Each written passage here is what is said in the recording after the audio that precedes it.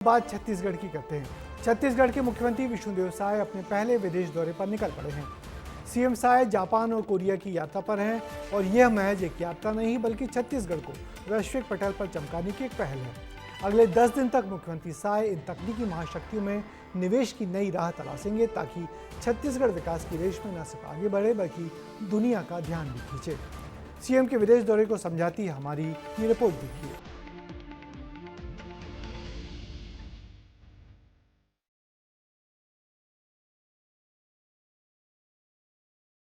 छत्तीसगढ़ के यशस्वी मुख्यमंत्री विष्णुदेव साय अपनी पहली विदेश यात्रा पर रवाना हो चुके हैं। रायपुर से दिल्ली और फिर सीधे जापान और दक्षिण कोरिया की ओर उड़ान भरते हुए साय सरकार छत्तीसगढ़ को वैश्विक पटल पर एक नई पहचान दिलाने की दिशा में तेजी से बढ़ रही है। जापान और साउथ कोरिया का प्रवास है और जापान में ओसाका में वर्ल्ड एक्सपो का आयोजन हुआ है जिसमें शामिल होने के लिए जा रहे हैं। और जापान और साउथ कोरिया में इलेक्ट्रॉनिक्स, ऑटोमोबाइल्स और फूड प्रोसेसिंग, ये तीनों क्षेत्र में अच्छा काम है और हमारे छत्तीसगढ़ में भी इस क्षेत्र में अपार संभावनाएं हैं। अगले 10 दिन यानी कि 31 अगस्त तक मुख्यमंत्री साय तकनीकी और औद्योगिक महाशक्तियों में छत्तीसगढ़ के लिए निवेश की नई राह तलाशेंगे। सीएम जिस वक्त जापान यात्रा कर रहे हैं उस वक्त जापान के ओसाका में वर्ल्ड एक्सपो 2025 का आयोजन होने जा रहा है। ऐसे में जापान और दक्षिण कोरिया में उद्योगपतियों से मुलाकात करेंगे, जापान में निवेशकों से चर्चा करेंगे, वहीं दक्षिण कोरिया में इलेक्ट्रॉनिक्स में निवेश की संभावनाएं तलाशेंगे, जापान में इंफ्रास्ट्रक्चर डेवलपमेंट पर भी बातचीत होगी।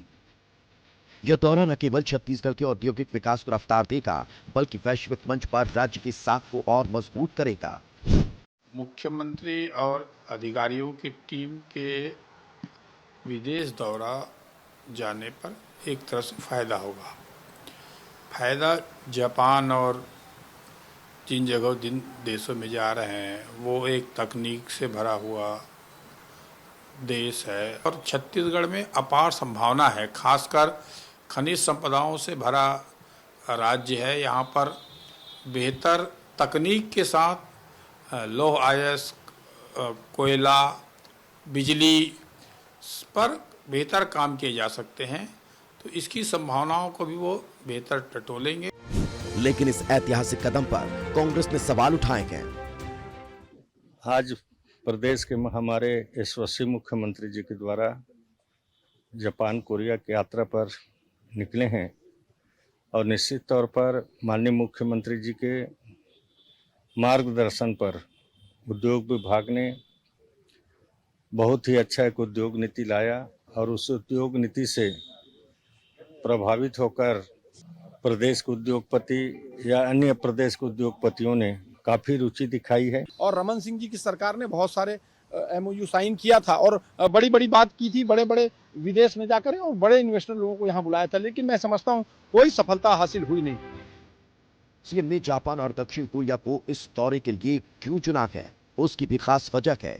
ये दोनों देश तकनीक, औद्योगिक विकास के वैश्विक केंद्र हैं। जापान की ऑटोमोबाइल और इलेक्ट्रॉनिक्स कंपनियां जैसे टोयोटा और सोनी दुनिया भर में मशहूर है। दूसरी ओर दक्षिण कोरिया की सैमसंग और LG जैसी कंपनियां इलेक्ट्रॉनिक्स, सेमीकंडक्टर और आर्टिफिशियल इंटेलिजेंस के क्षेत्र में आगे बढ़ रही है। ऐसे में जापान के ओसाका में वर्ल्ड एक्सपो में छत्तीसगढ़ को वैश्विक निवेशकों के सामने लाने का ये सुनहरा मौका है। विस्तार न्यूज के लिए रोहित मिश्रा की रिपोर्ट।